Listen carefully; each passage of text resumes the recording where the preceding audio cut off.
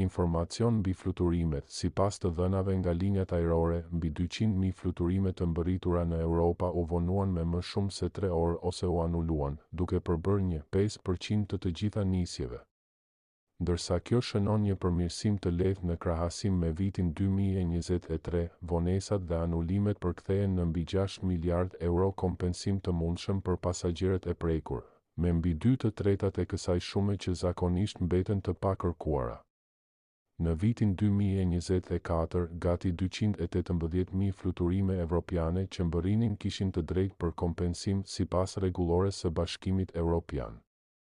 Edhe pse disa nga këto ndërprerje u shkaktuan nga faktorë jashtë kontrollit të linjave ajrore, si moti i keq ose grevat, shifrat ende tregojnë për një total prej 6-5 miliard eurosh kompensim.